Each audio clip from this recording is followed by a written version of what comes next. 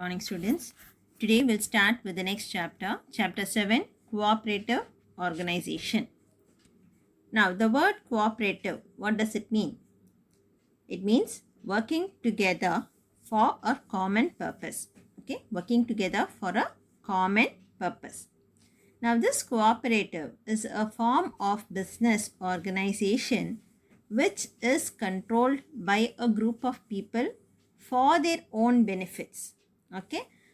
Now, it is an organization in which the people voluntarily associate together for a common purpose. Okay. It is a voluntary association. Voluntary association of members. Okay. So, people voluntarily they form a cooperative society to render service to the members of the society. Okay. Now, there are different types of cooperative society like farmers cooperative society. The farmers alone, they form a society for the benefits of the farmers. Likewise, the producers also, they form a society for the welfare of the producers. Then you have the fisheries people, they form a cooperative society.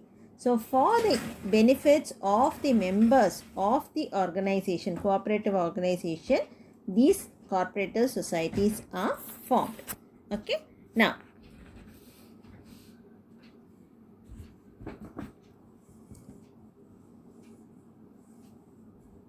the cooperative movement was started by Robert Owen in the year 1844.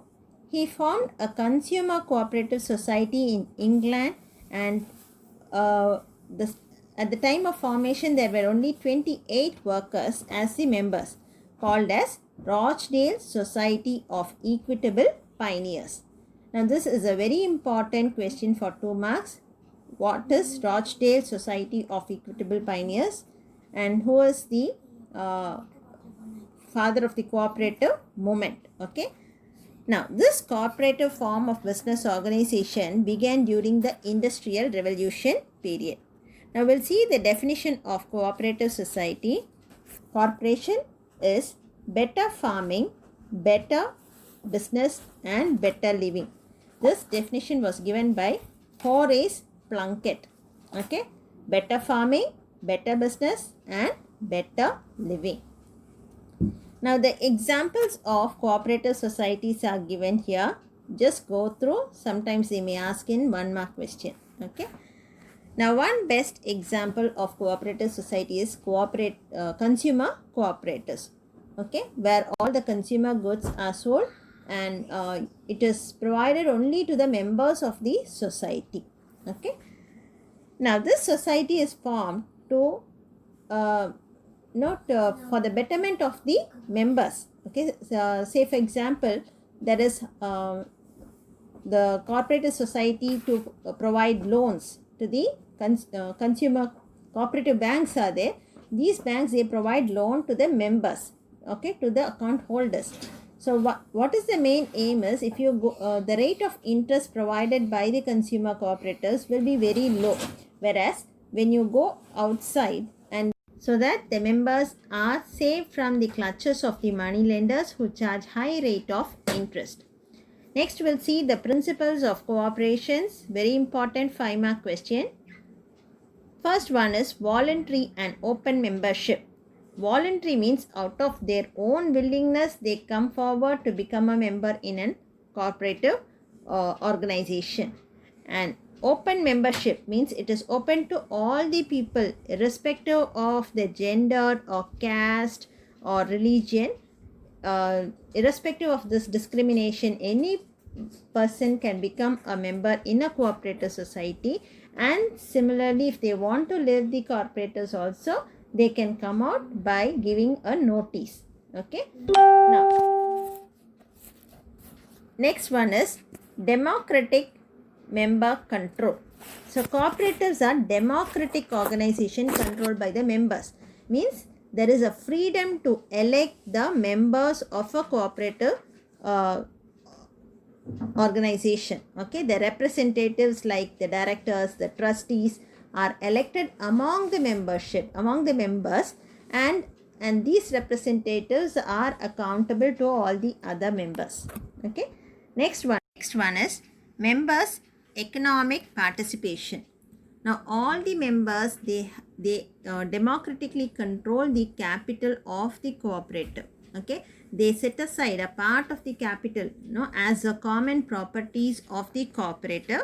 And say for example, if member A is investing 50,000, he's buying 5,000 shares in the cooperatives, and member B is buying only 100 shares. Okay, he is investing, say for example, 5,000 into 10, 50,000 he is investing, and member B is investing only 10,000. Okay, in that case, even if the capital varies, okay, but they have the equal rights in the participation of all the activities in the cooperatives. Okay, so that is why we say one man, one vote. Okay, for one member, one vote. So equality is there in cooperative. Whereas in company, joint stock company, we learn it is one share, one vote for joint stock company. Okay, so if a person buys 5,000 shares, he has more voting rights there. Whereas in cooperatives, the principle is one man, one vote. So for one person has only one vote. That means everyone has equal rights, voting power in a cooperative society. Okay. Next is autonomy and independence. Cooperatives are autonomous self-help organization controlled by their members. So what is this autonomous means? Autonomous means independence or freedom. Okay, so all the members have equal freedom and independence. So it is a self-help organization which is controlled by the members. So when the cooperative organization, when they enter into an agreement, when they enter into any contract with the external sources like the government, so all the members have equal participation or equal control over the affairs of the cooperatives. Okay. Next is education, training and information.